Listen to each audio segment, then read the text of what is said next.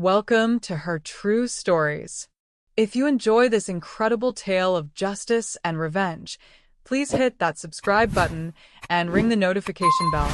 You won't want to miss our next amazing story. My name is Amanda Nimson, and at 76 years old, I thought I knew everything there was to know about betrayal.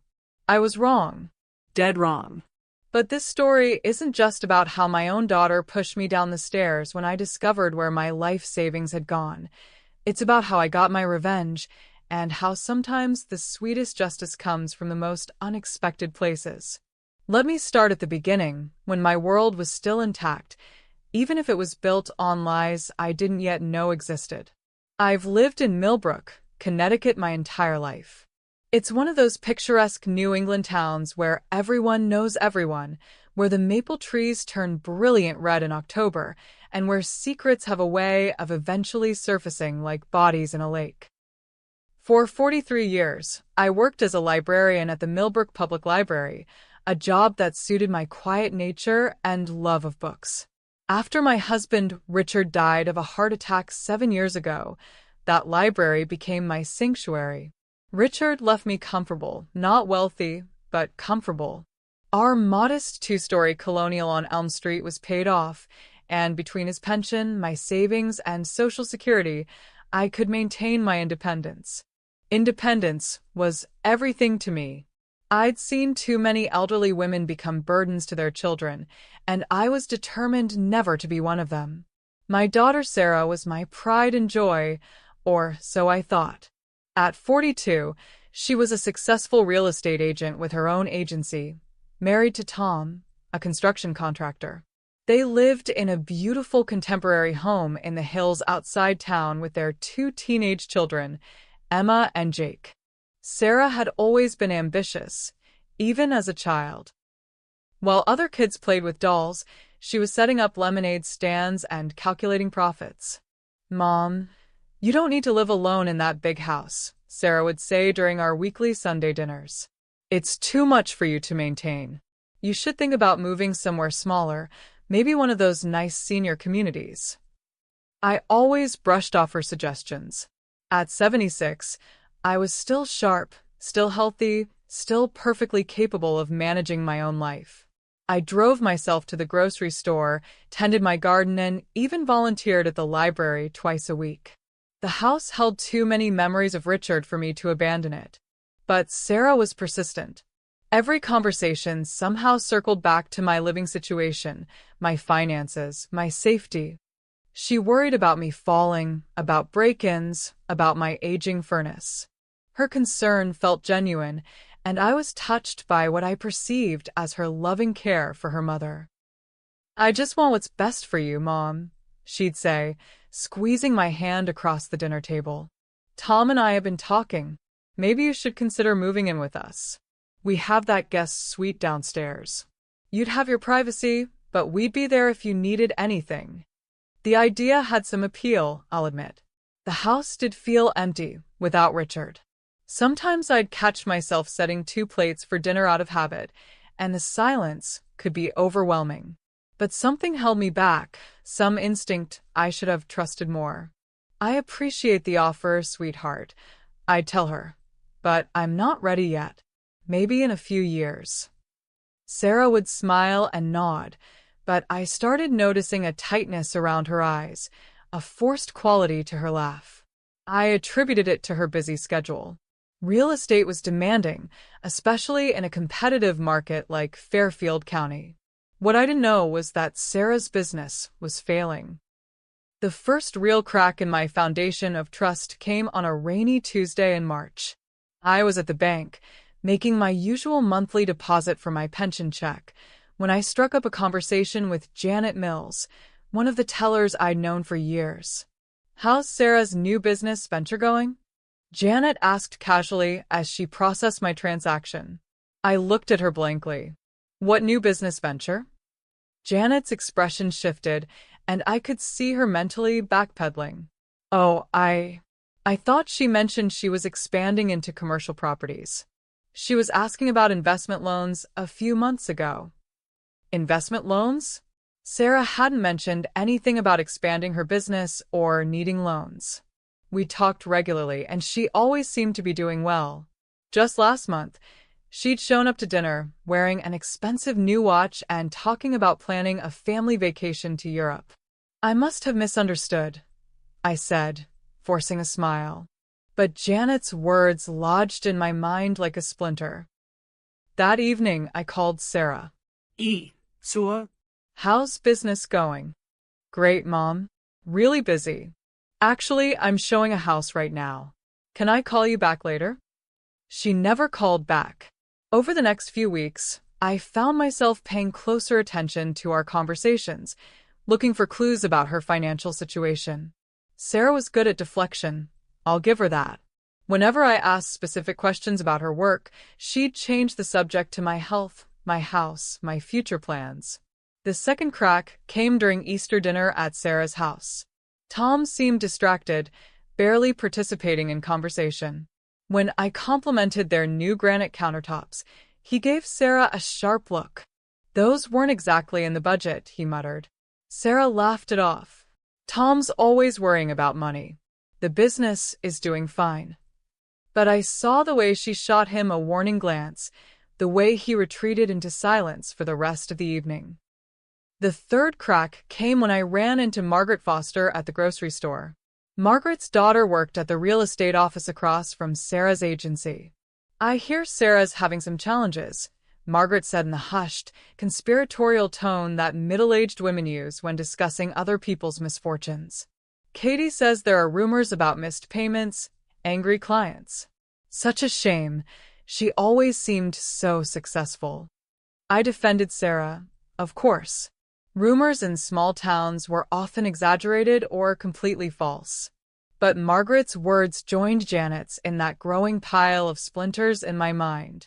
The foundation truly cracked the day I decided to surprise Sarah at her office with lunch.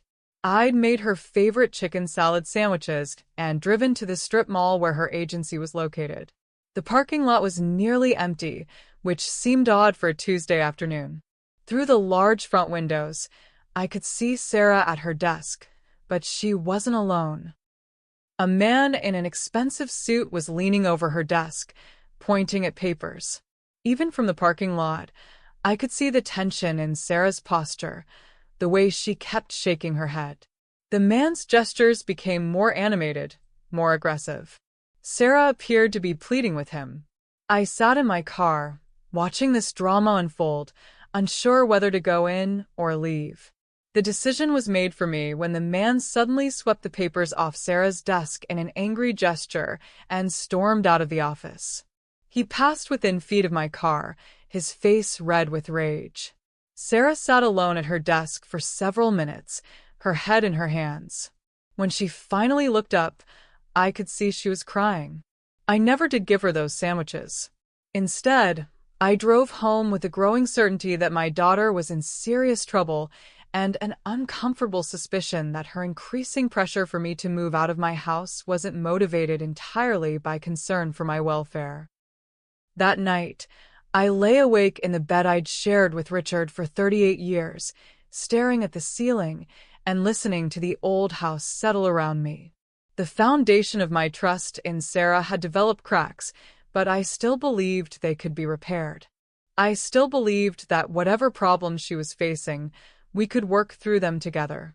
I had no idea that she'd already found her own solution to her financial problems, and that solution involved separating me from everything Richard and I had worked a lifetime to build.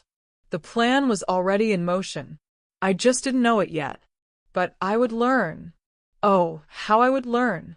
And when I did, I would make sure that Sarah learned something too, that her 76-year-old mother wasn't the helpless, naive woman she thought I was.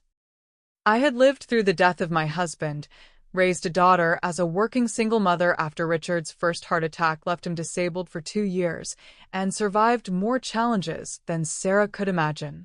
She was about to discover that some foundations, once broken, can be rebuilt stronger than before. And some revenge is worth waiting 76 years to deliver. The phone call came on a Thursday morning in early May, while I was watering my prize-winning roses in the front garden. I almost didn't answer. The number was unfamiliar, and I'd grown wary of robocalls. But something made me hurry inside and pick up on the fourth ring. Mrs. Nimson? This is David Chen from First National Bank. I'm calling about your loan application. My loan application? I sank into Richard's old recliner, confusion washing over me. I'm sorry, but I haven't applied for any loans. There was a pause. I have paperwork here showing an application for a $150,000 home equity loan against your property at 42 Elm Street. The application was submitted 3 weeks ago with your signature and social security number. My blood turned to ice water. That's impossible. I never signed anything like that. Mrs. Nimson, I understand this might be confusing, but the application shows you as the sole applicant. Your daughter Sarah was listed as your financial power of attorney and co-signed the documents. Financial power of attorney. Mr. Chun, I need to see these documents immediately. When can I come in? I have an opening at 2 o'clock this afternoon if that works for you. I was there at 1:45, my hands shaking as I signed in at the reception desk. David Chun was a kind-faced man in his 30s who clearly sensed something was wrong from the moment I sat down across from his desk. He spread the loan documents out before me, and my worst fears were confirmed. There was my signature, or rather, a very good forgery of my signature, on multiple pages. My social security number, my address, my income information, all perfectly accurate. And there, as clear as day, was Sarah's signature as my power of attorney. Mr. Chun, I said, my voice steadier than I felt, I need you to understand something very clearly. I never signed these documents. I never gave my daughter power of attorney. This is fraud. His expression grew grave. Mrs. Nimson, these are very serious allegations. Are you absolutely certain? I pulled out my checkbook and wrote my signature on a piece of his notepaper. Even I could see the differences. The forged signature was close, but the in Amanda was subtly different, and my M's had a distinctive loop that the forgery lacked. Mr. Chen, has any money been disbursed from this loan? He consulted his computer screen, and I watched his face grow increasingly troubled. Yes, ma'am. The full $150,000 was transferred to an account at Millbrook Savings 3 days ago. The account holder is listed as Sarah Nimson Fletcher. The room spun around me. Sarah had stolen $150,000 using my house as collateral. My house, the home Richard and I had spent decades paying for, the place where we'd raised our daughter, the repository of every happy memory I had left. What are my options? I asked. Well, if this is indeed fraud, you'll need to file a police report. The bank will launch its own investigation. But, Mrs. Nimson, I have to warn you, until this is resolved, you're still legally responsible for the loan payments. The first payment of $1,200 is due in 30 days. $1,200 a month. On my fixed income, that would consume nearly half my monthly budget. Sarah knew that. She knew exactly what this would do to me. I left the bank in a daze, driving home on autopilot while my mind raced. How long had Sarah been planning this? The power of attorney documents were dated 6 months ago. She must have been forging my signature for practice. The level of premeditation was staggering. When I got home, I went straight to my small home office and began going through my files with new eyes. Everything seemed to be in order, but then I found something that made my heart stop. My savings account statements for the past 6 months were missing. I called the bank immediately and requested copies. What I learned made me physically ill. Over the past half year, there had been 5 withdrawals from my savings account, each for amounts just under $10,000, the threshold that would trigger automatic reporting. Someone had been slowly draining my nest egg, $47,000 in total. The signatures on the withdrawal slips were forgeries too.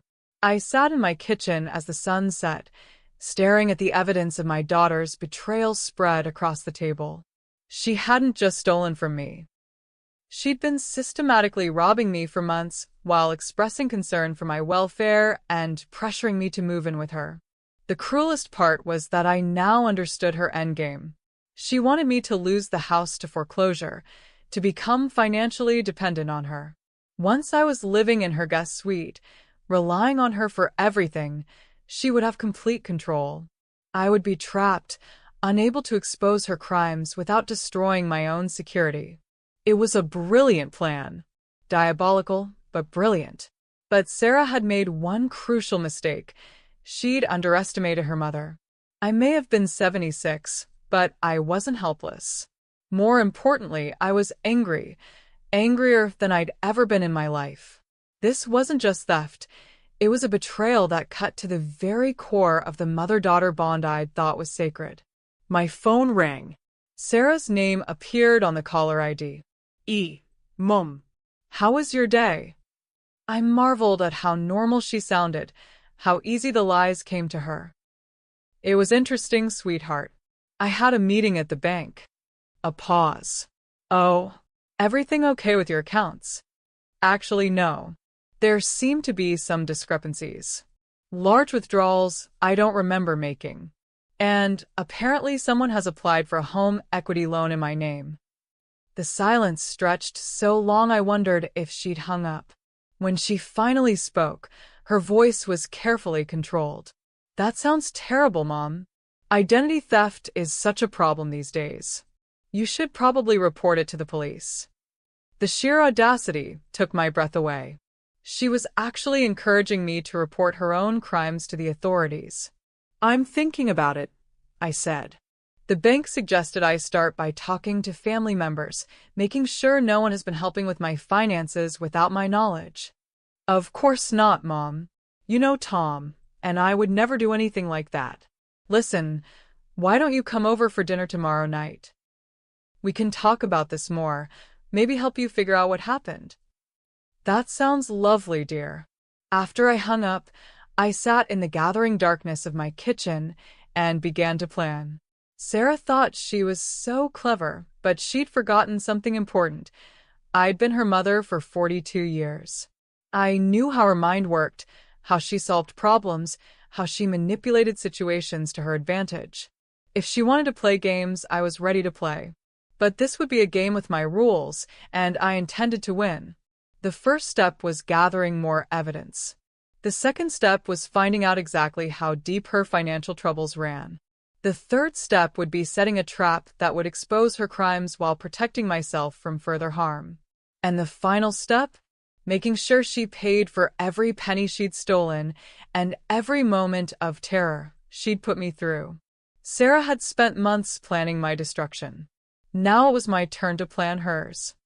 I spent Friday preparing for battle, though Sarah would never suspect it. I dressed carefully for dinner, my navy blue dress with a pearl necklace Richard had given me for our 25th anniversary. I wanted to look like the trusting, vulnerable mother Sarah believed me to be. But hidden in my purse was a small digital recorder I'd bought that morning, along with copies of all the fraudulent documents from the bank. I'd also made a stop that would have surprised my daughter. The office of Patricia Holmes, the best private investigator in Fairfield County. Patricia was a former police detective who specialized in financial fraud cases. She was expensive, but after seeing the scope of Sarah's theft, I knew I needed professional help. I'd given her $5,000 from my emergency fund and a week to dig into Sarah and Tom's finances. Mrs. Nimson, Patricia had said, studying the bank documents, your daughter is facing some serious charges if this goes to court. Grand larceny, forgery, elder abuse. She could be looking at 10 to 15 years in prison. I'm not interested in sending her to prison, I'd replied. I want my money back, and I want to make sure she can never do this to anyone else. There must be other options. Patricia had smiled grimly. There are always other options. Let me see what I can find out about their financial situation. Knowledge is power, Mrs. Nimson. Now, as I rang the doorbell at Sarah's house, I felt that power humming beneath my skin. The recorder in my purse was voice activated, and I'd tested it thoroughly. Everything said that evening would be preserved for posterity. Tom answered the door, and I was struck by how haggard he looked. He'd lost weight, and there were dark circles under his eyes.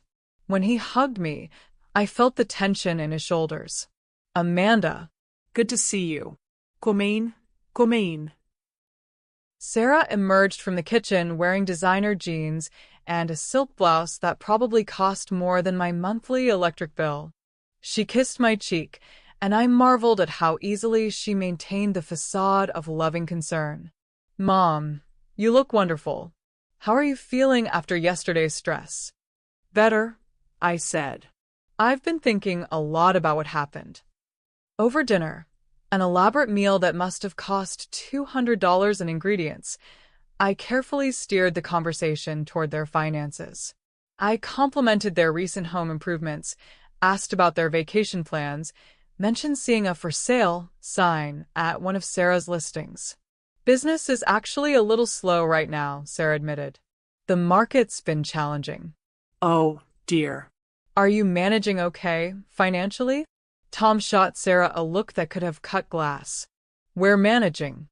Actually, Mom, Sarah said, setting down her wine glass, Tom and I have been talking, and we think it's time to revisit our earlier conversation. About you moving in with us. Here it comes, I thought. Oh. With this identity theft situation, it's clear that someone is targeting you. You're vulnerable living alone. Here, we could keep an eye on your finances, help protect you from scammers. The irony was so thick, I nearly choked on my salmon. That's very thoughtful, but I'm not ready to give up my independence yet. Sarah leaned forward, her expression earnest. Mom, I know this is hard to hear, but you're not as sharp as you used to be. These financial discrepancies you mentioned, are you sure you didn't just forget making those withdrawals? Sometimes memory issues start subtly. My hands tightened on my napkin, but I kept my voice level. My memory is fine, Sarah. Of course it is, she said soothingly. But wouldn't it be easier to let Tom and me handle your finances? We could set up a simple system where your checks get deposited into our account, and we'd give you a monthly allowance for your expenses. That way, no one could take advantage of you. Tom was staring at his plate like it might spontaneously combust. Even he seemed uncomfortable with how brazen Sarah was being. I see, I said. And how much would this monthly allowance be? Oh, we'd be very generous. Maybe $800 a month? That should cover your personal expenses since you wouldn't have housing costs anymore. $800. Out of my $2,400 monthly income. She was planning to steal nearly 70% of my pension and Social Security. That does sound convenient, I said. But what about my house? I'd hate to lose it. Well, Sarah said carefully, the housing market is still strong. We could sell it and invest the proceeds for your future care needs. My future care needs. Translation: Sarah's current financial needs. Have you already had it appraised? I asked innocently. Sarah's cheeks flushed slightly. Just informally. Tom thinks it would sell for around $400,000. I nodded as if this was all perfectly reasonable, but inside I was marveling at the audacity. She'd already had my house appraised. She'd planned every detail of my financial destruction. There's just one small problem, I said, pulling the loan documents from my purse. Someone has already taken out a $150,000 loan against the house. I can't sell it until that's resolved. The color drained from Sarah's face. Tom looked up from his plate, confused. What loan? He asked. I handed him the documents and watched his expression change as he read. When he got to Sarah's signature, his face went ashen. Sarah, he said quietly, what the hell is this? I can explain. But Sarah was looking at me, not Tom, and I could see the moment she realized I knew everything. Please do explain, I said calmly. Because according to these documents, you've been my power of attorney for 6 months, and you've authorized a loan I never applied for. Tom was staring at his wife like he'd never seen her before. Sarah, tell me you didn't forge your mother's signature. It's not what it looks like, Sarah said desperately. Mom, you don't understand. We were going to pay it back. The business just needed a short-term injection of capital. I was going to tell you. When? I interrupted. When were you going to tell me? Before or after I lost my house to foreclosure? You weren't going to lose the house. Sarah snapped, and for the first time, her mask slipped completely. You were going to move in here, and we were going to handle everything. Without my consent. Without my knowledge. After stealing my savings account dry. Tom's head jerked up. Savings account. I pulled out the bank statements showing the unauthorized withdrawals. Tom read them in silence, his jaw tightening with each page. Jesus Christ, Sarah. $47,000? On top of the loan. We needed the money. Sarah was fully unraveled now, her voice rising. The business is failing, Tom. We're 3 months behind on our mortgage. The IRS is breathing down our necks, and you've been burying your head in the sand pretending everything is fine. So you decided to rob your mother? I was protecting our family. Mom doesn't need all that money. She lives like a pauper anyway. She was just going to leave it all to charity when she dies. The casual cruelty of that statement hit me like a physical blow. In Sarah's mind, I was already dead, my money already hers by right. Actually, I said, standing up, I've been reconsidering my will lately. I gathered the documents and put them back in my purse. Thank you for dinner. It was very illuminating. Sarah grabbed my arm as I moved toward the door. Mom, wait. We can work this out. As a family. I looked down at her hand on my arm, then met her eyes. Sarah, you ceased to be my family the moment you decided to steal from me. Don't call me again unless it's to discuss repaying every penny you've taken. You don't understand the position you're putting me in, she said, her voice turning threatening. If you report this to the police, I'll go to prison. Is that what you want? To destroy your only daughter's life? What I want, I said, pulling free of her grip, is my money back. All of it. You have 72 hours to figure out how to make that happen. I walked out, leaving them to their argument. As I got in my car, I could hear shouting from inside the house. Tom's voice, raised in anger. Sarah's, shrill with panic. The recorder in my purse had captured every word. Driving home through the dark streets of Millbrook, I felt something I hadn't experienced in months. Hope. Sarah's desperation was showing, and desperate people make mistakes. She'd revealed the depth of their financial crisis, admitted to the theft on tape, and shown her true colors to her husband. But more importantly, she'd underestimated me one final time. She thought I was a helpless old woman who would eventually cave to family pressure and keep quiet about her crimes. She was about to learn how wrong she was. When I got home, I called Patricia Holmes. Mrs. Nimson? How did dinner go? Better than expected. I have a full confession on tape. How's your investigation progressing? Very well. I think you're going to be very interested in what I've discovered about your daughter's business practices. Can you meet me tomorrow morning?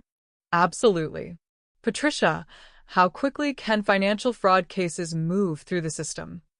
If the evidence is solid? Very quickly, especially when it involves elder abuse. Why? I smiled in the darkness of my kitchen. Because Sarah seems to think she has time to maneuver her way out of this. I want to make sure she doesn't. I'll make some calls tonight. We can have this moving by Monday morning if you're ready to proceed. I'm ready. After I hung up, I sat in Richard's chair and thought about the woman who had raised me. My mother had been a steel magnolia, sweet and genteel on the surface, but with a core of pure iron. She taught me that a lady never loses her temper in public, never shows weakness to her enemies, and never, ever forgives someone who betrays her family. Sarah had forgotten those lessons, but I was about to remind her. Saturday morning brought unexpected visitors. I was having my coffee and reading the newspaper when the doorbell rang. Through the window, I could see Tom standing on my front porch alone. He looked like he hadn't slept. I took my time answering the door, studying his face through the security chain. Dark stubble, bloodshot eyes, rumpled clothes. The confident contractor I'd known for 15 years had been replaced by a broken man. "Amanda, please. I need to talk to you." I let him in and gestured toward the living room. He sat heavily on the couch, burying his face in his hands. "She's gone," he said finally. "Gone. Left around midnight. Took the kids to her sister's house in Boston. Said she needed time to think." He looked up at me, his eyes pleading. "Amanda, I swear to God, I didn't know about any of this. The loan, the withdrawals, I had no idea." I studied his face carefully. Tom had always been a terrible liar, and I could see the genuine anguish there. "What did you know?" "I knew we were in trouble financially. The construction business has been brutal the last 2 years, and Sarah's real estate commissions were way down. But I thought we were managing. I trusted her to handle the books." He laughed bitterly. "Stupid, right? How bad is it, Tom?" He pulled a crumpled piece of paper from his pocket. "I spent the night going through everything. We're $340,000 in debt. Credit cards, business loans, back taxes. The house is in pre-foreclosure. We haven't made a payment in 4 months." I felt a stab of sympathy for him, which surprised me. Tom was collateral damage in Sarah's war against financial reality. "What about Emma and Jake?" I asked. My grandchildren were 17 and 15, old enough to understand that their world was collapsing. "They don't know the details yet.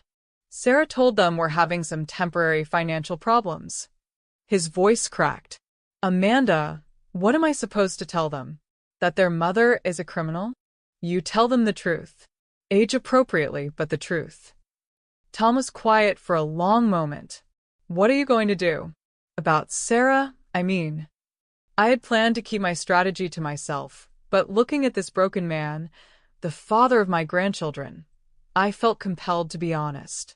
"I'm going to pursue criminal charges unless she returns every penny she stole. All of it, Tom. The loan, the withdrawals, plus interest and damages. That's nearly $200,000. We don't have it." Then she should have thought of that before she decided to rob her mother. Tom nodded slowly. "You're right. God help me. You're absolutely right. I keep thinking about Emma and Jake. This is going to destroy them. Sarah destroyed them, not me. I'm just cleaning up the mess." My phone rang. Patricia Holmes. "Excuse me, Tom. I need to take this." I went into the kitchen for privacy. "Patricia?" "Mrs. Nimson, I've got some interesting developments. Can you meet me at my office in an hour?" "I'll be there." When I returned to the living room, Tom was standing by the mantel, looking at family photos. He picked up one from Emma's high school graduation last year, Sarah beaming with pride, her arm around our beautiful granddaughter. "She wasn't always like this," he said quietly. "The Sarah I married was ambitious, sure, but she was also kind. Generous." I don't know when that changed. People don't change, Tom. They just get better at hiding who they really are.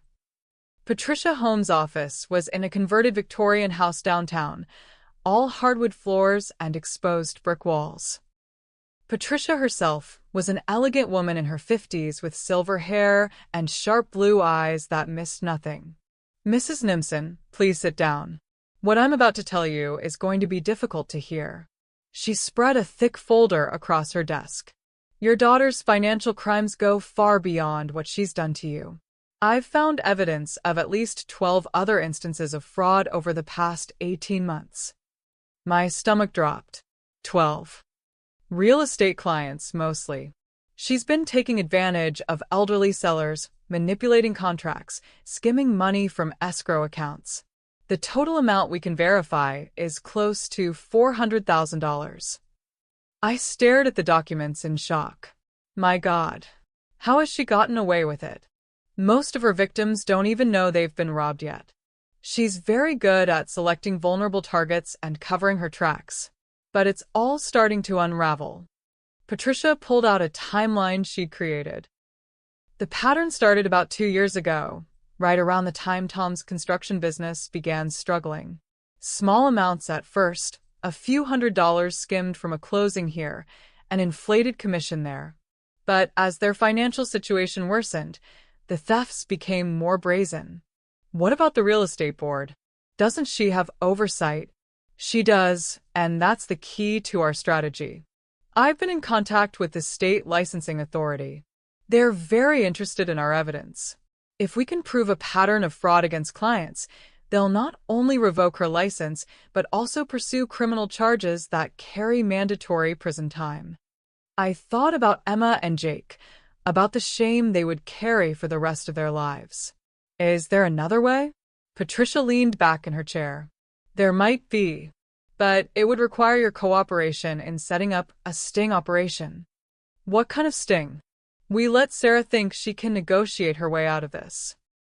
Meanwhile, we record every conversation, gather more evidence, and give her enough rope to hang herself completely.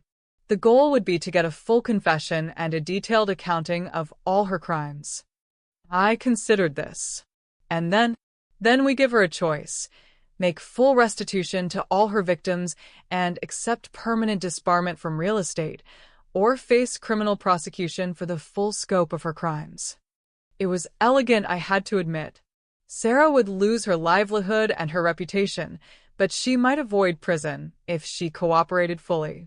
There's one more thing, Patricia said. I did some checking on your son-in-law. Tom's business troubles aren't entirely market-related. Sarah has been systematically draining his business accounts to fund her lifestyle and cover her losses. The man is essentially broke because his wife has been embezzling from him too. Poor Tom. He was as much a victim as I was. What do you need from me? I asked. Let her come to you. She will. She's desperate, and you're her only hope of avoiding prison. When she does, you'll be wearing a wire. I left Patricia's office with a strange sense of anticipation. The hunter had become the hunted, and Sarah didn't even know it yet. When I got home, there were 6 missed calls from Sarah on my answer machine. The messages grew increasingly frantic. Mom, please call me back. We need to talk. Mom, I know you're angry, but we're family. We can work this out. Mom, you don't understand what you're doing.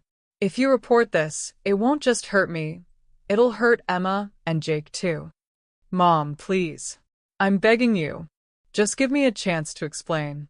The final message was different. Sarah's voice was cold, controlled. Mom, I'm coming over tonight. We're going to settle this once and for all. I called Patricia immediately. She's coming here tonight. Perfect. I'll be there in 30 minutes with the recording equipment. As I waited for Patricia to arrive, I found myself thinking about the little girl Sarah had been. Bright, determined, always pushing boundaries, but never with genuine malice. When had that ambitious child become a woman capable of stealing from her own mother? Maybe Tom was wrong. Maybe people could change, given the right pressures and the wrong choices. But if Sarah thought she could intimidate me into silence, she was about to learn that some changes worked both ways. Her 76-year-old mother had some surprises left in her. Patricia had just finished attaching the tiny recording device to my blouse when Sarah's car pulled into my driveway. Through the window, I could see her sitting in the driver's seat for several minutes, gathering courage or perhaps rehearsing her arguments. Remember, Patricia whispered, let her do most of the talking. Ask open-ended questions. Try to get her to admit to specific amounts and dates. Patricia slipped out through the back door just as Sarah rang the front doorbell. I took a deep breath, smoothed my skirt, and went to face my daughter. Sarah looked terrible. Her usually perfect hair was disheveled, her makeup smeared from crying. The designer clothes were wrinkled, as if she'd slept in them. "Mom," she said, stepping inside without invitation. "Thank God you're home. We need to talk." "Of course, dear. Would you like some tea?" No, y. She stopped, studying my face. "Why are you being so calm about this?" I settled into my favorite chair and gestured for her to sit on the couch. "What would you have me do, Sarah? Scream? Cry? Fall apart? I don't know. React somehow. Your daughter just confessed to stealing from you, and you're offering me tea. You're right. Let me react properly." I folded my hands in my lap and looked directly at her. "Sarah Elizabeth Nimson Fletcher, you have stolen nearly $200,000 from your mother. You forged my signature, violated my trust, and planned to make me homeless. How exactly should I react to that?" Her composure cracked slightly. "It wasn't supposed to happen like this. I was going to pay it all back." When? With what money? The business was going to turn around. Real estate always bounces back. I just needed time. I leaned forward. "Sarah, tell me about the other clients you've stolen from." Her face went white. "What are you talking about?" "The Hendersons, Mrs. Patterson, the Kowalski estate." Should I continue? Sarah stared at me in shock. "How do you know about your pattern of fraud? Your systematic theft from vulnerable clients?" "I know everything, Sarah." She began to shake. "Mom, you don't understand. The pressure I've been under, the stress." "So, you decided to steal from elderly people who trusted you?" "It wasn't stealing. I was borrowing. I was going to pay everyone back once." "Once what?" "Once you sold my house out from under me? Once you drained my accounts completely?" Sarah suddenly stood up, pacing to the window. When she turned back, her expression had hardened. Fine. "You want to know the truth? Yes, I took money from clients. Yes, I forged your signature. But what choice did I have? You had the choice to live within your means. You had the choice to ask for help. You had the choice to be honest." "Honest?" Sarah laughed bitterly. "Like you were honest with me about your will?" I blinked. What? "I saw the new will, Mom.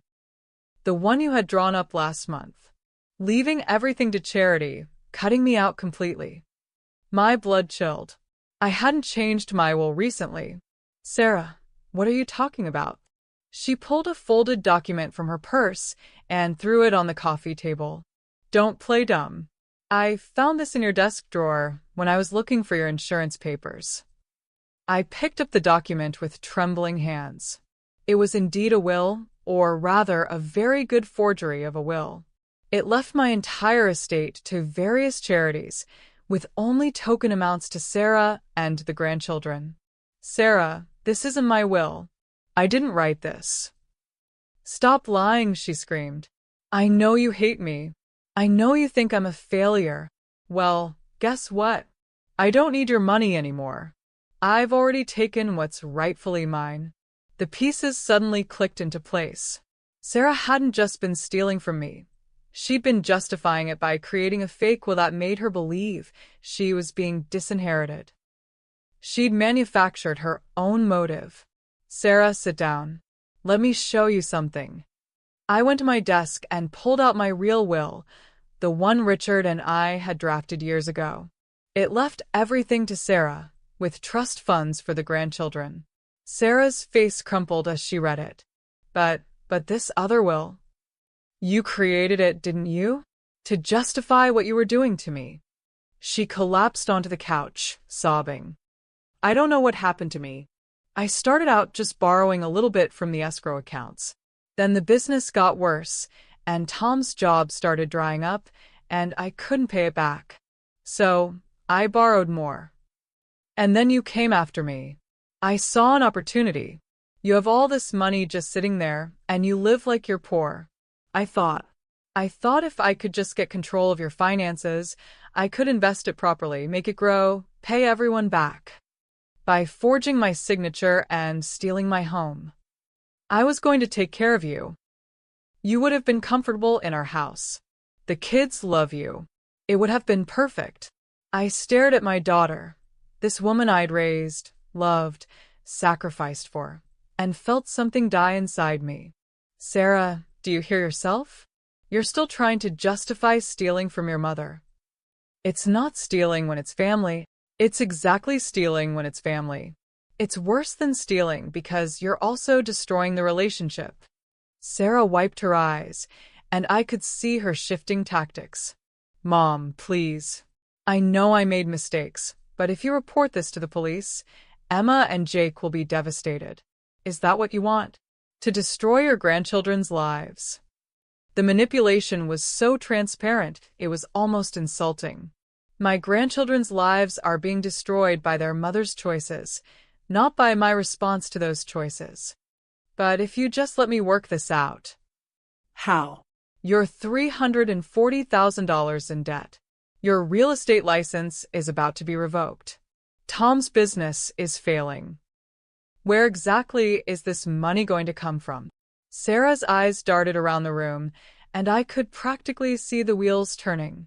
The house. Your house is worth $400,000. If we sell it, If you sell it and give me the proceeds, I can pay everyone back and start over. I couldn't believe what I was hearing. Even now, caught red-handed, she was trying to con me out of more money. Sarah, let me make something very clear. You will not get one more penny from me. In fact, you're going to return every penny you've already stolen. Her expression turned ugly. And if I don't, then you go to prison. You wouldn't do that to your own daughter. I stood up, decision made. Try me. Sarah stood too, and for a moment I saw something dangerous flash in her eyes. Mom, you need to be very careful here. Accidents happen to elderly people living alone. Falls downstairs. Heart attacks from stress. The threat was unmistakable, and ice ran through my veins. But I kept my voice steady. Is that a threat, Sarah? It's a reality check. You're 76 years old, living alone in a big house. If something happened to you, who would know? Who would care? I walked to the front door and opened it. Get out. Mom. Get out of my house. Now. Sarah grabbed her purse, her face twisted with rage. You're going to regret this. I'm not going down alone. Yes, you are, I said quietly. Because unlike you, I'm not a criminal. After she left, I sat in my living room shaking. Patricia emerged from the kitchen where she'd been listening. Did you get all that? I asked. Every word, including the threats. Patricia's expression was grim. Mrs. Nimson, I think we need to accelerate our timeline. Your daughter is becoming desperate, and desperate people are dangerous. What do you recommend? We take everything we have to the district attorney's office first thing Monday morning. The threats she just made, combined with the financial evidence, should be enough for an arrest warrant. I nodded, feeling simultaneously relieved and heartbroken. Patricia, what about Emma and Jake? They'll survive this. Children are more resilient than we give them credit for. And they'll be better off in the long run knowing the truth about their mother. That night, I lay in bed thinking about the conversation. Sarah's transformation from my loving daughter to a woman capable of threatening my life was complete. The child I'd raised was gone, replaced by someone I didn't recognize. But I was done being a victim. Sarah had made her choices, and now she would face the consequences. Tomorrow, I would make some choices of my own. And Sarah was going to discover that her elderly mother had learned a thing or two about playing hardball. Monday morning arrived gray and drizzling, matching my mood as Patricia and I walked into the Fairfield County District Attorney's office. We'd requested an emergency meeting with ADA Michelle Rodriguez, a prosecutor known for her aggressive pursuit of white-collar criminals. Rodriguez was younger than I'd expected, maybe 40, with sharp dark eyes and an air of competence that immediately put me at ease. She listened to our presentation without interruption, studying the evidence Patricia had compiled. "Mrs. Nimson," she said finally, "this is one of the most comprehensive financial fraud cases I've seen in years. Your daughter has committed multiple felonies against numerous victims. We're looking at potential sentences totaling 20 to 30 years. The number hit me like a physical blow. 20 to 30 years? Elder abuse carries enhanced penalties, and the pattern of fraud against multiple victims makes this a career criminal case. Add in the threats she made against you on Saturday night, and we could also charge her with attempted extortion and intimidation of a witness." Patricia leaned forward. "What are Amanda's options for protecting herself while ensuring justice for all the victims?" Rodriguez consulted her notes. "We can offer your daughter a plea deal if she cooperates fully. Complete restitution to all victims, cooperation in recovering assets, and a guilty plea to reduced charges. She'd still serve time, probably 5 to 7 years, but it beats life in prison. And if she doesn't cooperate, then we prosecute to the full extent of the law." I thought about Emma and Jake, about Tom trying to hold his family together. How quickly can this move forward? I can have an arrest warrant by this afternoon. But Mrs. Nimson, I need to ask, are you prepared for what comes next? This will be public. Your family situation will be in the newspapers. Your daughter will likely try to paint you as a vindictive mother destroying her family. I straighten my shoulders. "Ms. Rodriguez, my daughter chose this path when she decided to steal from her mother. I'm simply choosing not to be her victim anymore." Good. "Patricia, I'll need all your evidence files transferred to our office. Mrs. Nimson, I'll have a detective contact you about your testimony." As we left the DA's office, I felt a strange sense of liberation. For months, I'd been reacting to Sarah's actions. Now I was taking control of my own destiny. My phone rang as Patricia was driving me home. Tom's number. "Amanda, where are you? Something's happened." "What kind of something?" "Sarah's back. She showed up this morning with a U-Haul truck and 3 men I don't recognize. They're loading furniture and boxes." My stomach dropped. "She's removing evidence." That's what I thought.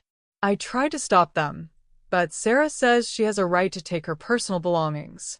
"Amanda, they took the computer that has all our financial records on it." "Call the police, Tom. Right now." "I already did. They're on their way."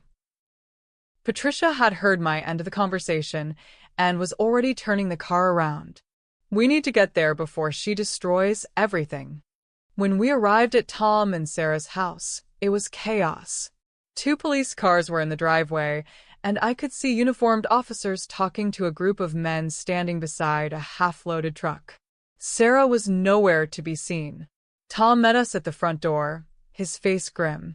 "She's barricaded herself in the home office. Says she won't come out until the police leave." Officer Martinez, whom I recognized from the neighborhood, approached us. "Mrs. Nimson, I understand you filed a complaint against your daughter. The district attorney's office is issuing an arrest warrant this afternoon. She's trying to destroy evidence. Do you have a copy of the warrant?" Patricia handed him a document. "This is a court order authorizing the seizure of financial records related to the fraud investigation." Martinez studied it, then nodded to his partner. "Ma'am, we're going to need your daughter to come out and speak with us." What followed was a 2-hour standoff. Sarah refused to leave the office, claiming she was having a medical emergency and couldn't be moved. The police couldn't break down the door without a specific warrant, and Sarah knew it. Finally, ADA Rodriguez arrived with a full search warrant and a team of forensic accountants. "Sarah Fletcher," Rodriguez called through the office door. "This is the district attorney's office.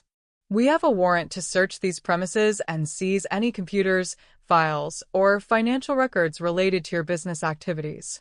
You have 60 seconds to open this door before we break it down." The door opened immediately.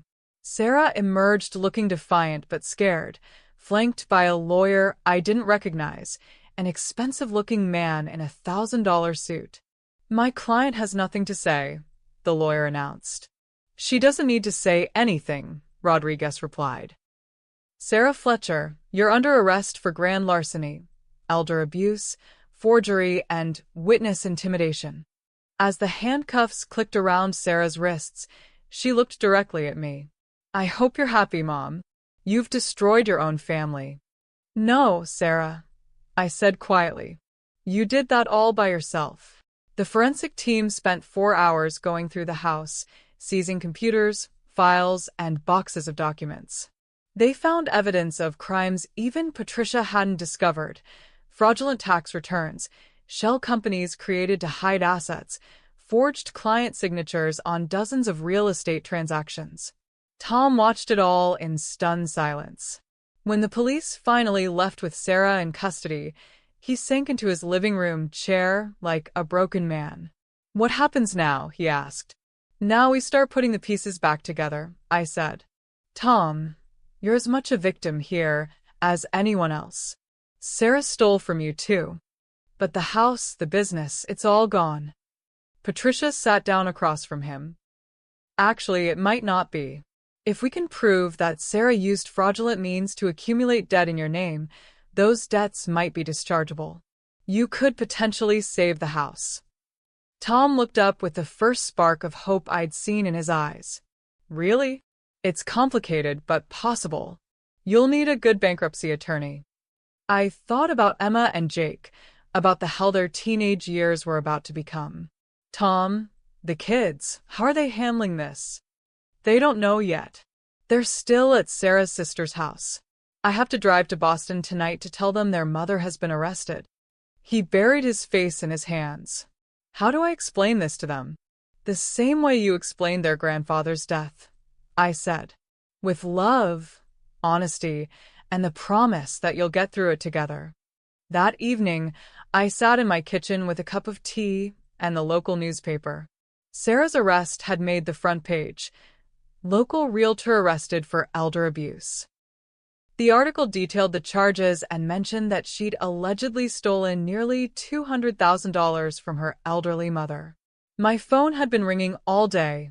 Neighbors, former library colleagues, old friends expressing shock and support.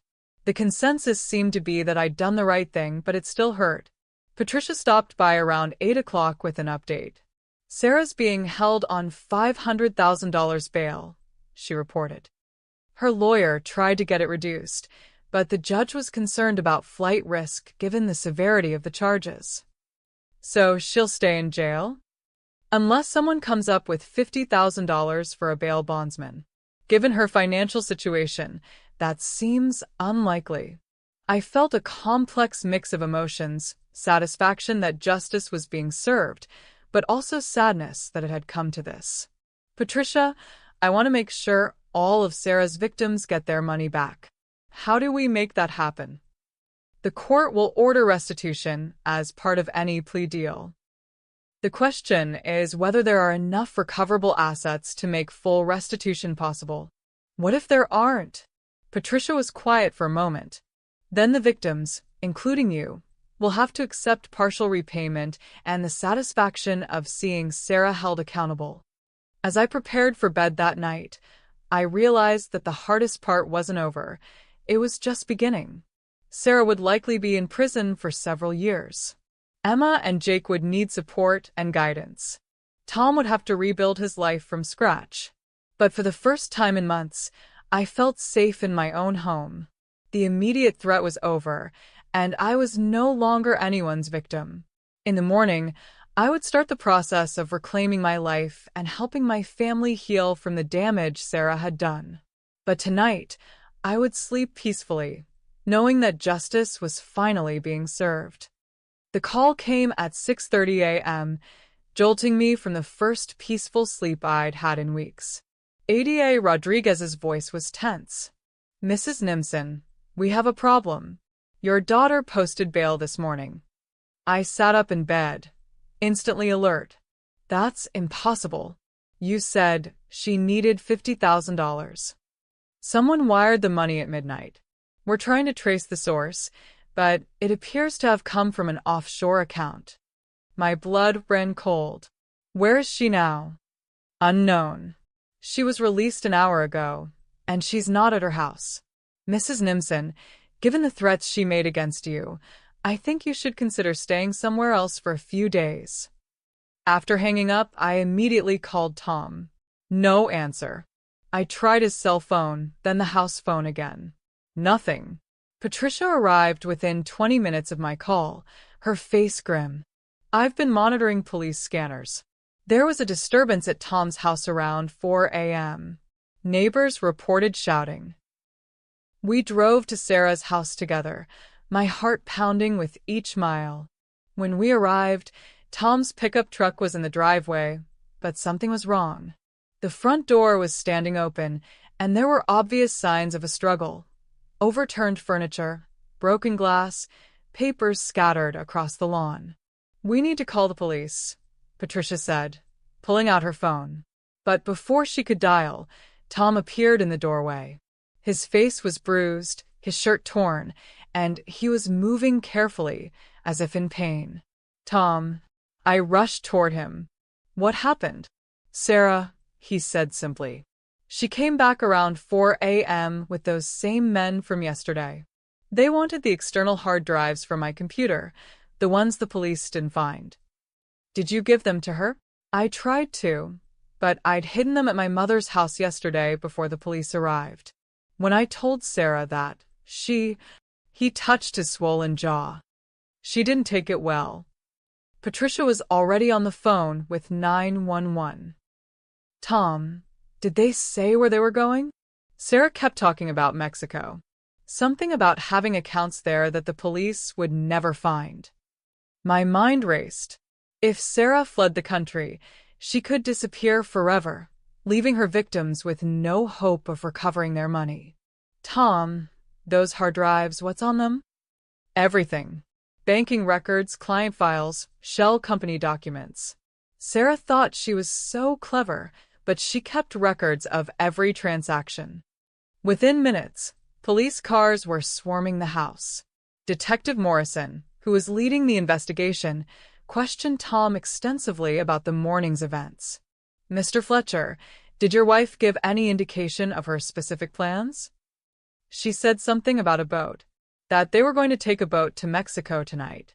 Morrison nodded grimly. We'll alert the Coast Guard and Border Patrol. But Mrs. Nimson, I have to be honest, if she makes it out of the country, extradition from Mexico is complicated. The next few hours were a whirlwind of activity. Police put out a BOLO alert for Sarah's car. The FBI was contacted because of the potential for international flight. And Patricia began working her contacts to freeze any accounts Sarah might try to access. At noon, my phone rang. Sarah's number. Answer it, Detective Morrison said, quickly setting up recording equipment. Keep her talking as long as possible. I picked up the phone with shaking hands. Hello, Sarah. Mom.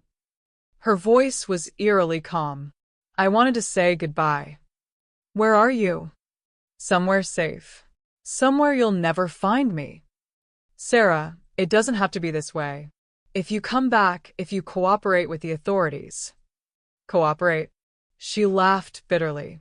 So, I can spend the next 20 years in prison? I don't think so. What about Emma and Jake? You're just going to abandon your children? There was a long pause. They're better off without me. Tom's a good father. He'll take care of them. Sarah, please. Think about what you're doing. I am thinking. For the first time in months, I'm thinking clearly. You want to know something funny, Mom? I'm not even angry anymore. This whole mess started because I was trying to live up to your expectations, trying to be the successful daughter you wanted. I never put that pressure on you. Didn't you? Every conversation was about how proud you were of my business, my house, my achievements. What was I supposed to do when it all started falling apart? Admit to you that I was a failure? Despite everything she'd done, I felt a stab of pain, hearing the hurt in her voice. Sarah, you could have come to me. We could have worked through this together. Like we worked through Dad's death? You were so strong, so perfect. You never needed anyone. How was I supposed to tell you I was drowning? I closed my eyes, remembering the years after Richard's death, when I'd focused all my energy on appearing strong for Sarah's sake. Had I been too strong? Had I taught her that vulnerability was weakness? Mom, are you there? I'm here. I want you to know something. The money I took from you, it wasn't about greed. It was about survival. My business was failing, and I was desperate. But what about the other clients? The elderly people you stole from? Another pause. That was different. Once I started, I couldn't stop. It was like an addiction. Each time I told myself it would be the last time, but then another crisis would come up.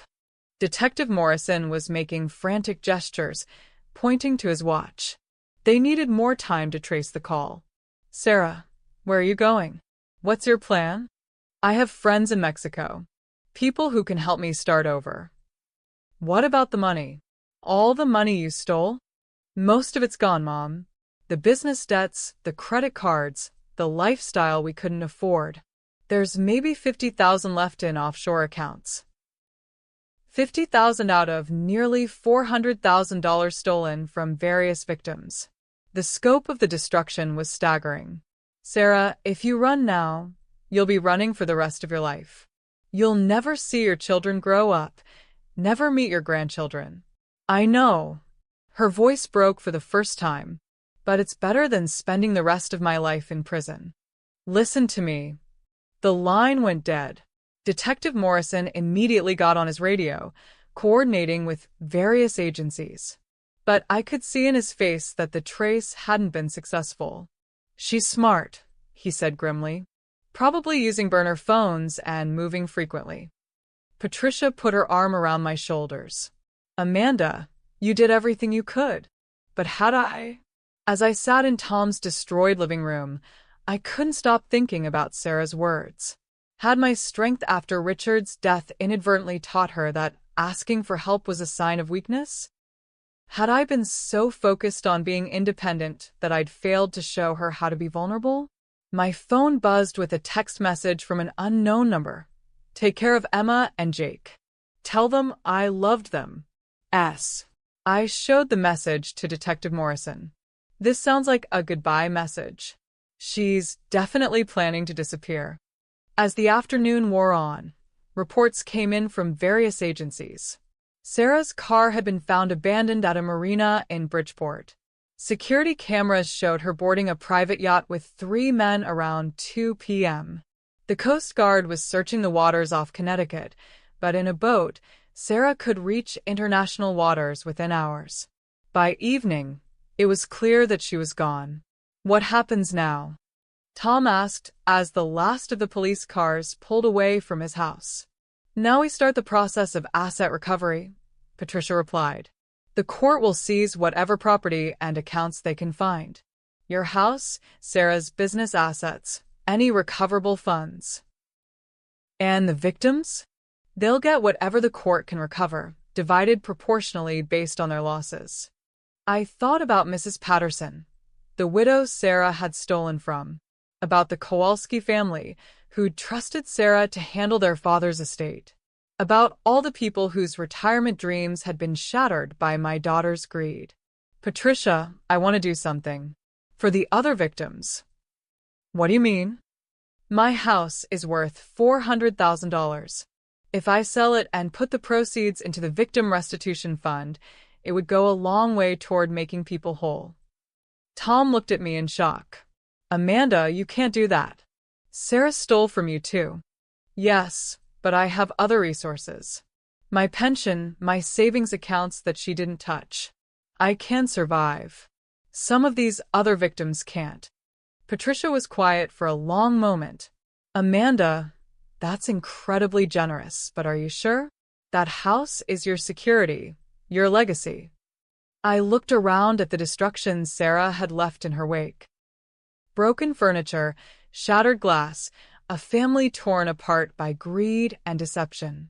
My real legacy isn't a house, I said finally. It's how I choose to respond to this crisis. Richard and I always believed in doing the right thing, even when it was difficult. Especially when it was difficult. That evening, as I sat alone in my kitchen, I realized that Sarah's escape had actually simplified things for me. I no longer had to wrestle with conflicting emotions about prosecuting my own daughter. She'd made her choice, and now I was free to make mine. Tomorrow, I would call a realtor and put my house on the market. I would make sure that everyone Sarah had hurt got some measure of justice, even if she escaped it herself. Sarah thought she'd won by disappearing with the last of the stolen money. But she'd actually given me something far more valuable than revenge, the opportunity to transform a story of betrayal into one of redemption. And sometimes, the best revenge is proving that you're better than the person who hurt you. 6 weeks after Sarah's disappearance, I stood in the empty living room of my house on Elm Street, watching the new owners do their final walkthrough. The Petersons were a young couple with 2 small children, the kind of family Richard and I had dreamed of being when we first bought this house 43 years ago. "Mrs. Nimson," Mrs. Peterson said, approaching me with a warm smile, "are you sure you don't want to take the rose bushes? They're absolutely beautiful." I looked out the window at the garden I'd tended for decades. They belong with the house now. Besides, where I'm going, I won't have room for a garden that size. The closing had gone smoothly, netting $387,000 after fees and commissions. Combined with the $47,000 the court had recovered from Sarah's accounts, it meant that every one of her victims would receive full restitution, plus interest. Patricia had called it unprecedented. "In 20 years of financial fraud cases, I've never seen anything like this," she'd said. "Victims usually recover pennies on the dollar, if anything." But for me, it felt like the only possible choice. These weren't numbers on a spreadsheet. They were real people whose lives had been shattered by my daughter's crimes.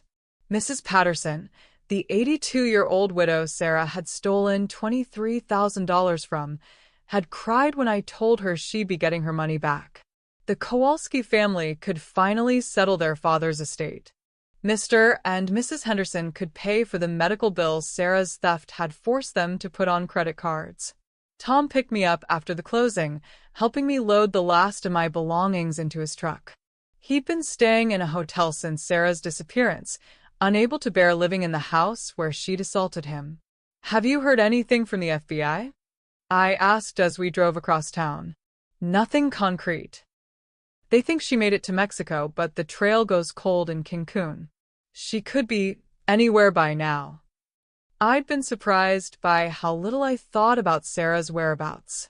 The sharp pain of her betrayal had settled into a dull ache, like the arthritis in my knees, always there, but manageable. "And the kids?" Tom's expression darkened. "Emma's angry at everyone. Sarah for leaving, me for driving her away, you for destroying the family. Jake's just confused. He keeps asking when Mom is coming home." My heart broke for my grandchildren. At 17 and 15, they were old enough to understand the legal complexities, but too young to process the emotional devastation.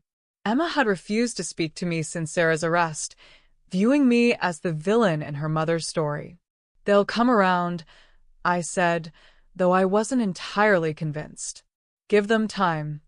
Tom pulled into the parking lot of Sunset Manor, the assisted living community where I'd decided to start my new life. It wasn't the senior community Sarah had always pushed. That place had been far too expensive and institutional. Sunset Manor was smaller, more intimate, with an emphasis on active living rather than medical care. My new apartment was a spacious one-bedroom unit with a small balcony overlooking the community gardens. After 43 years of maintaining a house, the idea of having someone else handle repairs and yard work was liberating. "Mom," Tom said as we unloaded boxes, "I still can't believe you're doing this. You could have kept the house, made Sarah's victims wait for restitution from the court. Tom, at my age, I've learned that money is just a tool. You can use it to build things or destroy them. I chose to build. He was quiet for a moment, then hugged me tightly. Sarah was an idiot to throw away a mother like you. I was settling into my new routine when the letter arrived. It was forwarded from my old address, postmarked from somewhere in Central America with no return address. My hands shook as I recognized Sarah's handwriting. Mom, I know you probably don't want to hear from me, but I needed you to know that I never meant for things to go this far. When I started taking money from clients, I told myself it was temporary, just until the business recovered. But once you start lying, it becomes easier to keep lying than to tell the truth. I know you'll never forgive me for what I did to you, and I don't blame you. I betrayed the person who loved me most in the world, and I'll have to live with that for the rest of my life. I've been thinking a lot about what you said on the phone, about how I could have come to you for help. You're right. I was so afraid of disappointing you, of admitting that I wasn't the successful daughter you thought I was, that I chose crime over honesty. I want you to know that I'm safe. I can't tell you where I am, but I have enough money to survive, and I'm working on building a new life. It's a simple life, nothing like the luxury I thought I needed before.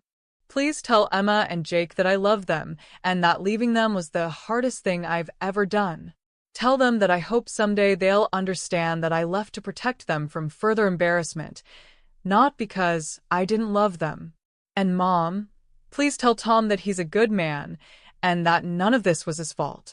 I hope he can rebuild his life and find happiness. I know I have no right to ask this, but please take care of my children. They're going to need their grandmother now more than ever. With love and profound regret, Sarah. P.S. I heard about what you did with the house money. I'm not surprised. You always were the strongest, most generous person I knew. I hope someday I can be half the woman you are. I read the letter 3 times, tears streaming down my face. Despite everything she'd done, she was still my daughter, and part of me would always love the little girl she'd been. But I also knew that the woman she'd become had made choices that couldn't be undone.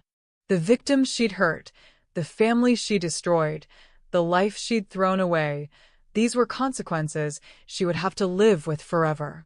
I folded the letter carefully and put it in my jewelry box, next to the last photo I had of our family together, taken at Emma's high school graduation, when we were all still living in the illusion that we were happy.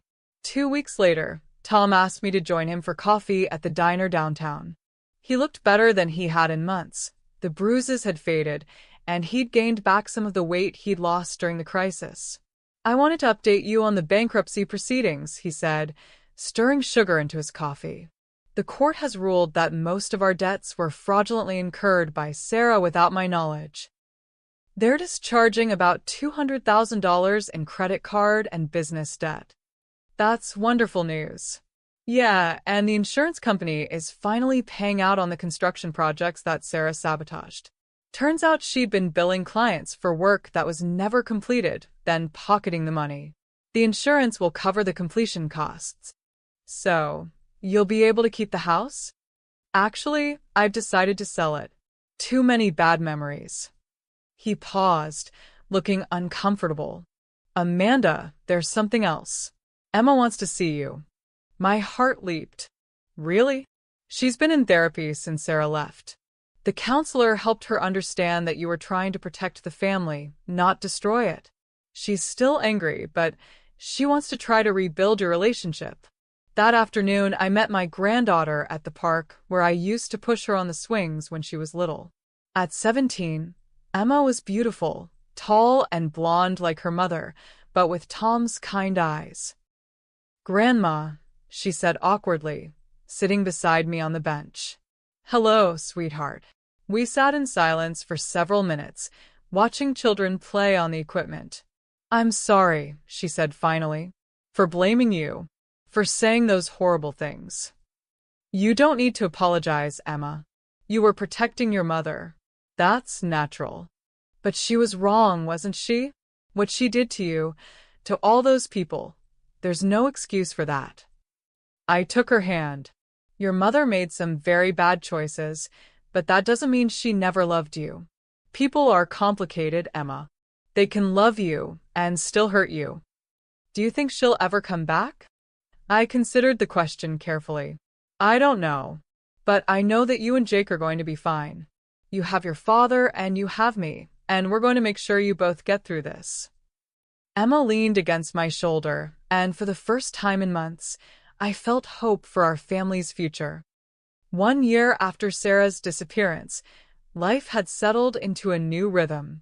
I'd made friends at Sunset Manor, fellow retirees who appreciated my bridge skills and my willingness to help organize community events. My health was good, my finances stable, and most importantly, my relationship with Emma and Jake was healing. Tom had sold the house and moved into a modest apartment closer to his work. The construction business was slowly recovering, and he'd even started dating again, a kind woman named Linda who worked at the kids' school. Emma was thriving at the University of Connecticut, majoring in social work. She told me she wanted to help families in crisis, to be the person she wished had been there for ours. Jake, now 16, was doing well in high school and had started working part-time at Tom's construction company. I thought the chapter on Sarah was closed until Patricia called on a Tuesday morning in March. Amanda, I need to see you immediately. Something's happened. She arrived at Sunset Manor within the hour, carrying a thick envelope and wearing an expression I couldn't read. What is it, Patricia? The FBI called yesterday. They've located Sarah. My heart stuttered. Where? She's dead, Amanda. She died in a car accident in Guatemala 6 months ago. The words hit me like a physical blow. Despite everything she'd done, Sarah was still my daughter. How? What happened? According to the Guatemalan authorities, she was driving on a mountain road during a rainstorm. The car went off a cliff. She was killed instantly. I sat heavily in my chair, trying to process this information. 6 months ago? Why are we just hearing about it now? She was living under an assumed name. It took this long for the FBI to connect her fingerprints to our case. Patricia opened the envelope and pulled out several documents. There's more, Amanda. Before she died, Sarah had been working with a legal aid organization, helping abuse victims navigate the court system. She was also sending money. Sending money where? To a victim restitution fund she'd set up in Connecticut. Small amounts, maybe $500 a month, but regular. She'd been sending it for almost a year. I stared at the bank records Patricia showed me. Every month, like clockwork, Sarah had been sending money back to help repair the damage she'd caused. How much total? About $6,000. Not much compared to what she stole, but... Patricia shrugged. Maybe she was trying to make amends in the only way she could. That evening, I called Tom to break the news. His reaction surprised me. I'm relieved, he said quietly. I know that sounds terrible, but I've been living in fear that she'd come back someday and try to take the kids. Now they can finally move on. What about Emma and Jake? How do we tell them? Together. Can you come over tonight? The conversation with my grandchildren was one of the most difficult of my life. Emma cried, not from grief, exactly, but from the finality of it all. Jake was silent for a long time, then asked, Does this mean she never loved us? No, sweetheart, I said, pulling him close. It means she loved you so much that she thought you'd be better off without her. She was wrong about that, but the love was real. Later that week, we held a small memorial service. Not for the woman who had stolen and betrayed, but for the daughter, wife, and mother who had existed before greed and desperation consumed her. Only family attended, Tom, the kids, and me. We shared memories of better times. Sarah teaching Emma to ride a bike, helping Jake with his science fair projects, the way she used to laugh at Richard's terrible jokes. It wasn't closure exactly, but it was acknowledgement. We acknowledged her life, her love, and her failures with equal measure. 2 months after Sarah's memorial service, I received a visitor that caught me completely off guard. I was reading in my apartment when the front desk called to say that Mrs. Patterson was here to see me. Ruth Patterson was the 82-year-old widow Sarah had stolen $23,000 from, money Ruth had saved to pay for her late husband's medical bills. I'd met her briefly during the victim restitution proceedings, but we'd never spoken at length. "Mrs. Nimson," she said as I welcomed her into my apartment, "I hope you don't mind me dropping by unannounced." "Not at all. Please call me Amanda. Can I offer you some tea?" As I prepared tea in my small kitchen, Ruth examined my apartment with obvious curiosity. "This is lovely. Much cozier than those big assisted living places. I like it here. It's peaceful." Ruth settled into my reading chair with a sigh. "Amanda, I came to thank you." "Thank me? For giving up your house to make sure we all got our money back. I know what that place meant to you. I lost my family home too when my husband got sick. It's not just money, it's memories." I sat across from her, touched by her understanding. "Ruth, what your daughter did to you, to all of us, was unforgivable. I couldn't make it right for everyone and still sleep at night." "That's just it," Ruth said, leaning forward. "You could have. Legally, you didn't owe us anything. Your daughter stole from you too, but you chose to help us anyway." We talked for over an hour, sharing stories about our children, our marriages, our losses. As Ruth prepared to leave, she surprised me again. "Amanda, I'm part of a group that meets every Tuesday evening at the community center. Other seniors who've been victims of financial fraud or elder abuse. Would you consider joining us?" "I don't know. I'm not sure I'm ready to." "Think about it," Ruth said gently. "Sometimes the best healing comes from helping others heal." The following Tuesday, I found myself walking into the Millbrook Community Center's small conference room. About 15 people sat in a circle, men and women ranging from their 60s to their 90s, all with the same wary expression I'd worn for months after discovering Sarah's theft. Ruth introduced me to the group. "This is Amanda Nimson. Some of you might recognize her name from the news coverage of the Fletcher case." A murmur ran through the room. These people knew my story, knew what my daughter had done. "Amanda," Ruth continued, "chose to sell her family home to make sure all of Sarah Fletcher's victims received full restitution. She turned a story of betrayal into one of healing. For the next 2 hours, I listened to stories that made my heart ache.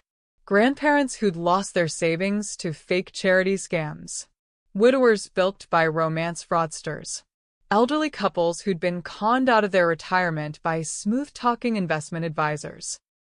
But I also heard stories of resilience, of people who'd rebuilt their lives after devastating losses, of families who'd grown stronger in the face of betrayal. When it was my turn to speak, I found myself talking not just about Sarah's crimes, but about the choice I'd made afterward. "The worst part wasn't the money," I said. "It was the loss of trust. When your own child betrays you, it makes you question everything you thought you knew about family, about love, about the world." Heads nodded around the circle. These people understood. "But I learned something important," I continued. "You can choose how to respond to betrayal. You can let it make you bitter and suspicious, or you can use it to build something better." After the meeting, several people approached me. Margaret Williams, whose son had stolen her entire pension, wanted my advice on how to rebuild her relationship with her grandchildren. James Morrison, conned by a fake financial advisor, was struggling with whether to testify in the upcoming trial. "It's scary," he admitted, standing up in court, having everyone know how stupid I was. "You weren't stupid," I said firmly. "You were trusting. There's a difference." Driving home that night, I realized Ruth had been right.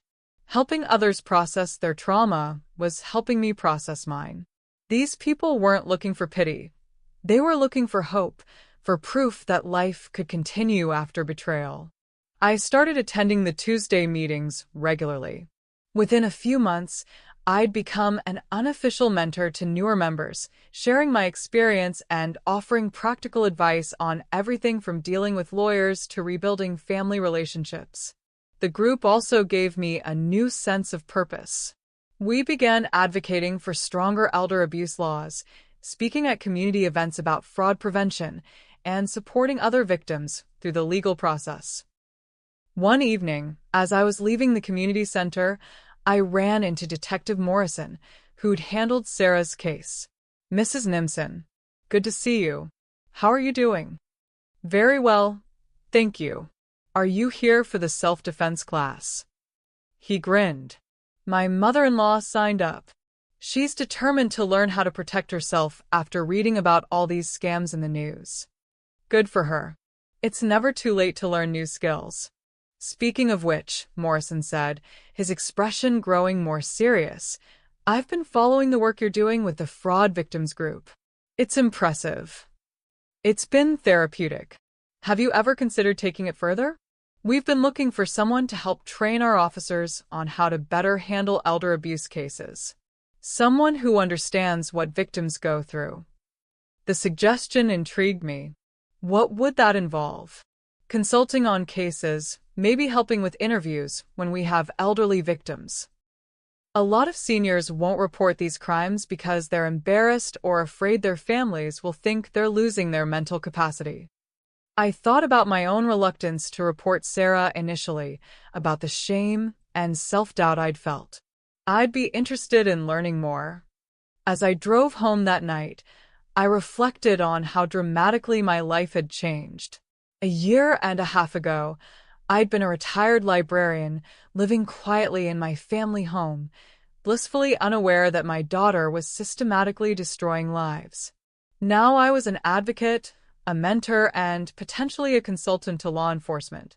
Sarah's betrayal had forced me out of my comfortable routine and into a world where I could make a real difference. It wasn't the retirement I'd planned, but it was the one I needed. The call came on a crisp October morning, almost 2 years to the day since I'd first discovered Sarah's theft.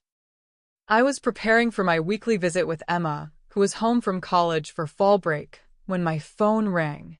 "Mrs. Nimson? This is Agent Sarah Martinez with the FBI's Financial Crimes Unit. We have some new developments in your daughter's case that I think you'll want to know about." My heart skipped. "Has someone been arrested?" "Not exactly. Mrs. Nimson, we've discovered that your daughter was working as an informant for Guatemalan authorities before her death. She'd been helping them investigate a money laundering operation that was targeting American retirees." I sank into my chair, stunned. "An informant?"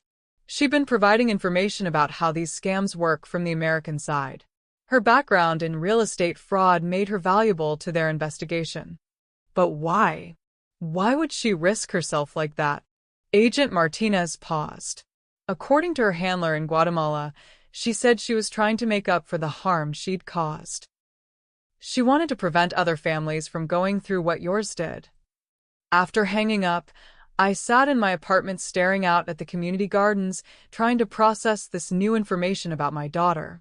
Even in exile, even while living under an assumed name, Sarah had been fighting the same fight I was, protecting vulnerable seniors from financial predators. It didn't excuse what she'd done to me, to Tom, to her other victims.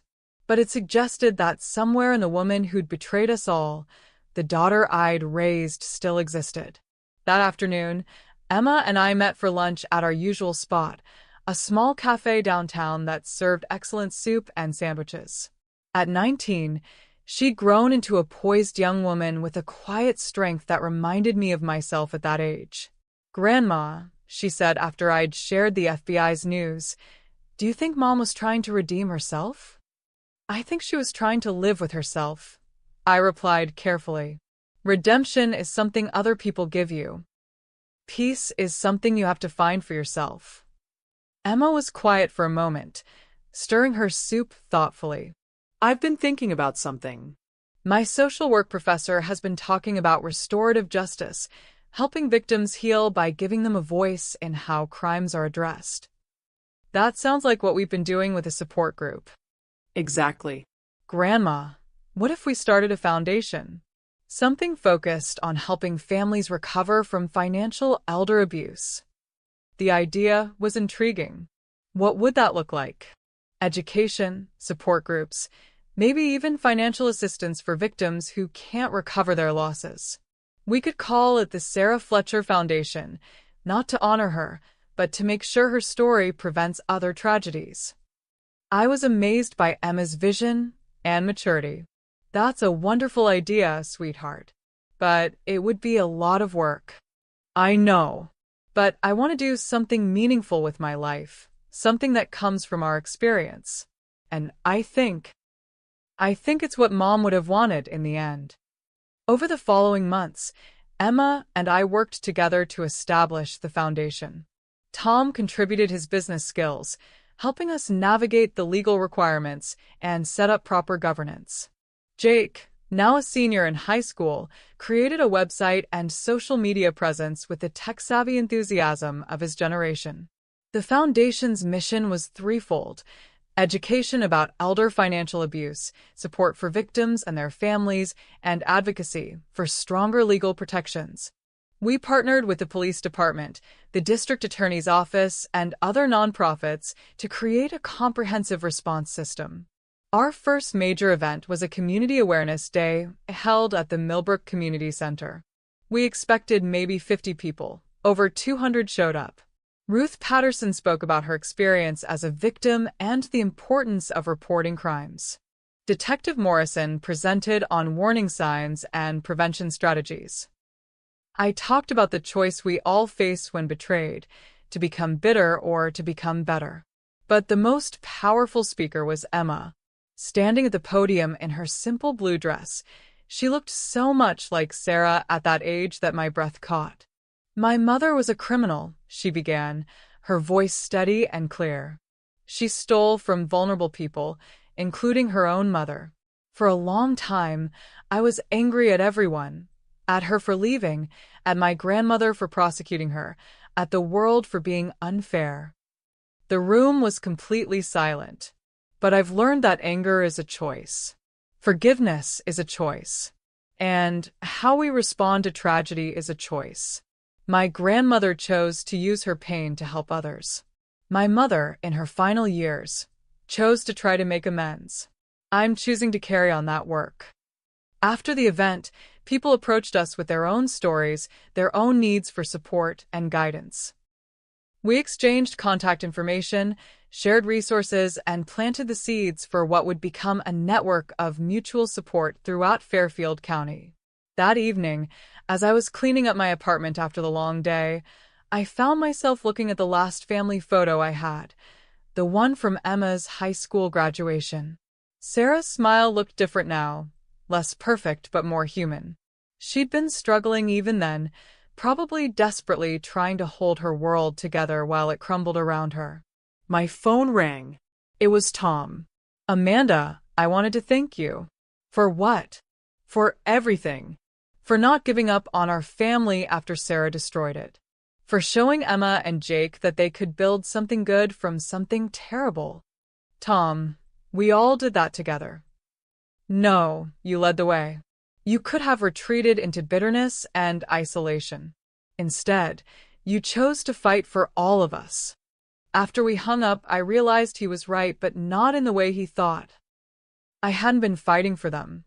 I'd been fighting for myself. For the right to define my own response to betrayal. For the right to choose hope over despair, action over victimhood. Sarah had taken my money, my trust, and my illusions about family. But she hadn't taken my power to choose what came next. And that, perhaps, was the sweetest revenge of all. 5 years have passed since I first discovered Sarah's theft, and I'm writing this final chapter for my new office at the Sarah Fletcher Foundation. We've helped over 300 families recover from financial elder abuse, trained dozens of law enforcement officers, and successfully advocated for stronger penalties for these crimes. Emma graduated last month with her master's in social work and has taken over as the foundation's executive director. She's brilliant at the work, bringing both professional expertise and personal understanding to every case. Jake is studying business at UConn, planning to add his skills to our efforts after graduation. Tom remarried Linda 2 years ago in a small ceremony at their new home. They've created a blended family that includes Linda's teenage daughter, and they've all grown close to my grandchildren. It's not the family we started with, but it's a good family, one built on honesty rather than illusion. I still live at Sunset Manor, though I've moved to a larger apartment to accommodate my office space and the growing collection of thank you letters from families we've helped. My health remains good, my mind sharp, and my purpose clear. But this story isn't really about what happened after Sarah's crimes were discovered. It's about the choice that defines every victim of betrayal, how to respond when someone you love destroys your trust. I could have retreated into my wounded pride, content to be a victim for the rest of my life. I could have spent my remaining years bitter and suspicious, telling anyone who'd listen about my ungrateful daughter who stole from her own mother. Instead, I chose revenge, but not the kind Sarah expected. My revenge wasn't about punishment or payback. It was about transformation. I transformed her legacy of theft and betrayal into a force for healing and protection. I took the worst thing that had ever happened to me and used it to prevent the same thing from happening to others. Every family we help is a victory over Sarah's crimes. Every dollar we recover for victims is money stolen from her destructive legacy. Every person who reports elder abuse because of our education efforts is someone she can never hurt. That's the revenge I chose, to make her failure fuel other people's success. I received one final letter from Sarah, written before her death, but only delivered to me last year through the FBI. In it, she wrote, "Mom, I know I can never undo the damage I caused, but I hope someday you'll find a way to use what happened to us for something good. You always were better at building things than I was at destroying them." She was right. I was better at building than she was at destroying. 3 months ago, I was diagnosed with early-stage breast cancer. The doctors are optimistic, caught early, highly treatable, good prognosis. But it's reminded me that time is finite, even for the strongest among us. Emma was devastated when I told her, but I reminded her of something important. I'm not afraid of dying anymore. I'm afraid of dying before the work is finished. We've prevented hundreds of families from experiencing what we went through. We've recovered millions of dollars for victims who thought their money was gone forever. We've trained law enforcement officers to handle these cases with compassion and expertise. But there are still predators out there, still vulnerable seniors being targeted, still families being destroyed by financial abuse. The work isn't finished. It may never be finished. But that's okay. The foundation will continue after I'm gone. Emma and Jake will carry it forward, along with the dozens of volunteers and staff members who've joined our cause. Sarah thought she could destroy our family with her greed and betrayal. Instead, she gave us a mission that has strengthened us beyond anything we thought possible. That's the funny thing about revenge. Sometimes the best revenge isn't about hurting the person who hurt you. Sometimes it's about proving that they couldn't break you. Sometimes the best revenge is simply living well. If you enjoyed Amanda's incredible story of transformation and justice, please subscribe to her true stories and hit that notification bell. We share amazing tales of strength, resilience, and triumph every week. Your support helps us bring you more inspiring stories like this one. Thank you for being part of our community, and remember, it's never too late to turn your pain into purpose. This story is dedicated to all the survivors of elder financial abuse who choose healing over hatred, action over anger, and hope over despair. Your strength inspires us all.